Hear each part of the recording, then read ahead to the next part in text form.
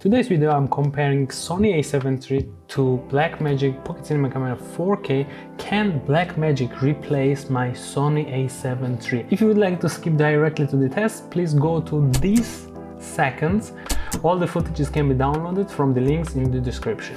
Before executing the test, I think it's important to note why I'm comparing these two cameras to each other. I would like to improve the image quality, the dynamic range and the color grading, so the films look more filmic, not so digital. Now I also have the secondary priorities, which it's important to know that the secondary priorities are just there as a bonus. Any of the secondary priorities can be overtaken by the first priority. When we film weddings, we don't have the control environment, therefore we need to check how the cameras perform in different conditions. So I'm gonna be doing 4 tests. First one, I would like to test that if I protect highlights on both of the cameras, therefore I underexpose the subject, how much can I grade the underexposed image? So how much I can bring it back, how much I can pop the subject. The second test I want to do is to expose the subject, so expose for the subject, and on purpose I'm going to have very bright lights in the background, and I would like to see how much highlights I can recover from overexposed image. Test number 3 will be the bokeh comparison, the full frame against the manual 4/3 sensor. Full frame is supposed to give us a better bokeh, but I want to see whether or not I will see any difference between them.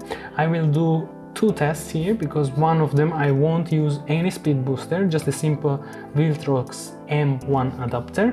I will try to match the focal length. I will use 1.8 on Sigma and 2.8 on Tamron. If I would be using Blackmagic, I would use at 1.8. Shutter speed will be adjusted to match the exposure, so I don't mind about the shutter speed being different on different cameras. ISO will be also considered when I'm doing the test, because Blackmagic performs at its best on native ISOs, which is 400 and 3200. Test number 4 will be the color information. On Sony we have 8-bit and on Blackmagic we have 12-bit in RAW, so it's supposed to be better, but do we actually see any difference when we are grading the image? Now that we have all the footage, let's jump to the computer and see what we can do.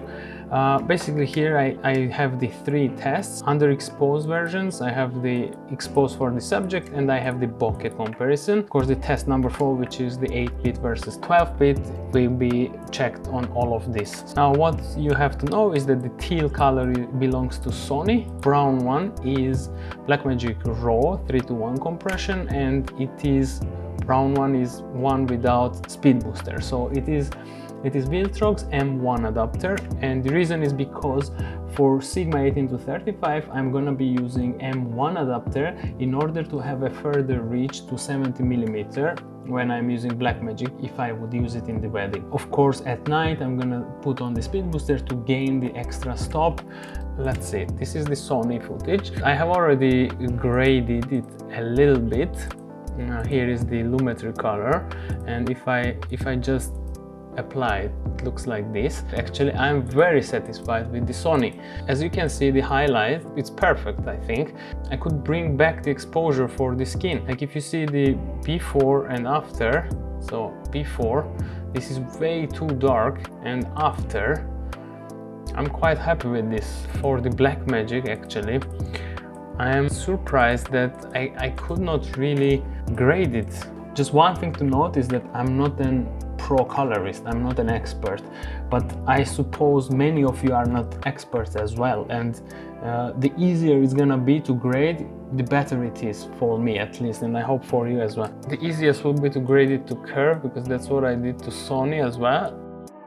So if I'm raising the exposure here, we are seeing that the shadows are raising way too much, while I want to affect the skin only, therefore I can bring down the blacks or the shadows or whatever, or this is how much I can recover. Now let's check the Sony, and as you can see the Sony footage looks more flat, and I kind of like this. I know that the skin is not perfect this way,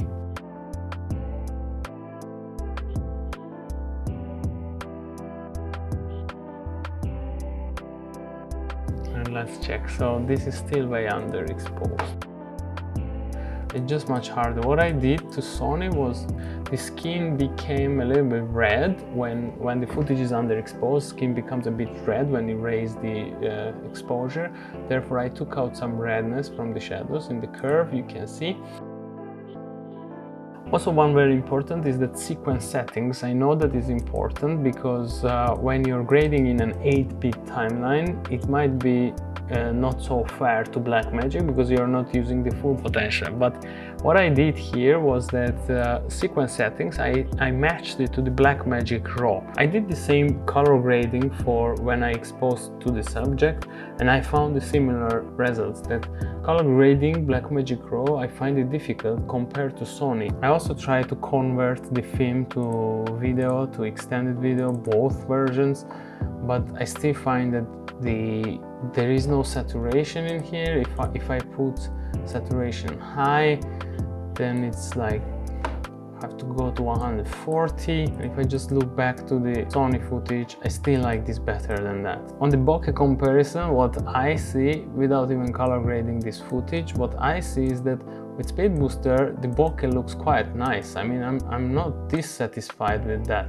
I still think that the secondary priorities come into the play. The lens choices are very important when you're shooting run and gun like wedding. The use of the gimbal, it is extremely difficult to balance it on runniness. It is possible, but you need extra power, you need all the other equipment. You can't record to its full potential without SSD, and there are so many complications. I'm sure I'm gonna be keeping my Sony as a primary camera. Please prove me that I'm mistaken. Thank you very much for watching this video. Just do me a favor, I worked a lot on this video, and put one like on this video. It's gonna be a lot of half contribution from your side as well. And if you of course have questions, just put it into the comments.